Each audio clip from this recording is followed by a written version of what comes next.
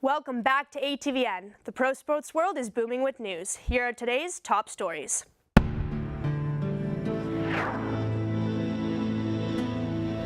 Former Patriots star Aaron Hernandez committed suicide in his Massachusetts prison cell this morning. His death comes just days after his acquittal in a double murder case. Hernandez was serving a life sentence following a separate murder charge in 2015. The Patriots visited the White House today, but without the quarterback who led them to a Super Bowl victory. Before the trip, Tom Brady announced he would not be in attendance because of family issues. Tennis superstar Serena Williams revealed she is pregnant with her first child on Snapchat today. Williams posted a shot of herself in a swimsuit caption, 20 weeks. The baby is due next fall. From the pro sports world back to USC, number 6 men's tennis is gearing up to battle for a Pac-12 regular season title against rival UCLA on Friday. We caught up with sophomore Jack Yater to discuss the matchup. We try not to make it a bigger deal than it is, but we do. It's an awesome experience playing UCLA. It's going to be rowdy, but yeah, you just got to enjoy it. At the end of the day, it's just another match. We still got Pac-12s and NCAAs, and yeah, just got to get ready for that. Face UCLA this week. The women's tennis, water polo, and beach volleyball teams all have matches against the Bruins this weekend. Sports correspondent Angel Vizcarra is joining me now to discuss the upcoming matchups. Thank you so much for joining me, Angel. Pleasure. So there's a lot more on the line than these matchups in just a rivalry. Starting back with men's tennis, they have a Pac-12 regular season title on the line, and they're starting at the number 6 seed, while the UCLA is a number 8 seed.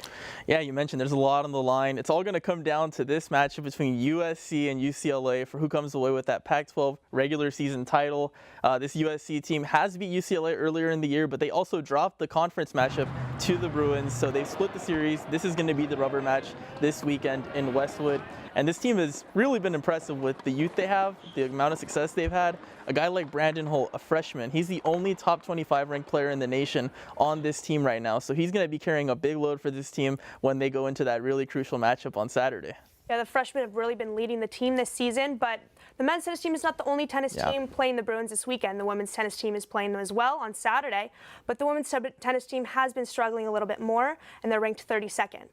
Yeah, you mentioned they've been struggling a little more. They've had a real roller coaster of a season. They've had some really high points, topping some really solid teams, but throughout the whole year, it feels like they've been hovering around that 500 mark, really struggling to break away from that, but they have an opportunity to make a real statement against a strong UCLA team that is 7-2 in conference play this season. So they have the opportunity to make a big stride and take a big jump before that Pac-12 tournament at the end of the month. And I really do expect this team to come out ready to make a strong statement at the end of the season.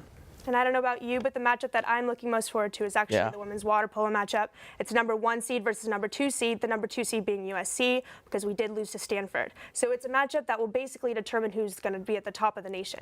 Yeah, it's a little bit of role reversal. I mean, usually when we enter a matchup like this, it's USC in the number 1 slot and UCLA trying to steal that from them. So it's going to be interesting to see how the Trojans respond to going on the road and trying to beat the top team in the nation. And there are a lot of playoff scenarios and a lot of things going on with MPSF standings and whatnot.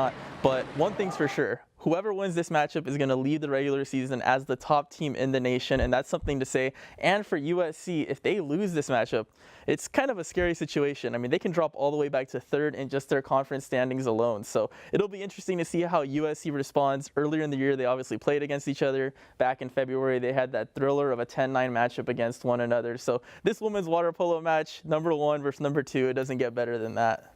There's another number 1 and number 2 seed matchup with beach volleyball. They seem absolutely unstoppable this season. They're the number 1 seed in this case.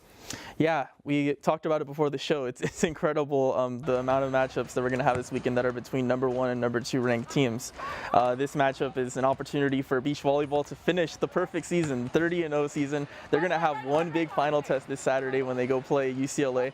And we think about the 56-game win streak that USC's had this season, and really the only team that's ever punched USC in the mouth and even threatened that winning streak was UCLA last month when USC won by a narrow 3-2 margin. So it'll be interesting to see how the women of Troy respond to facing arguably their top team against this season.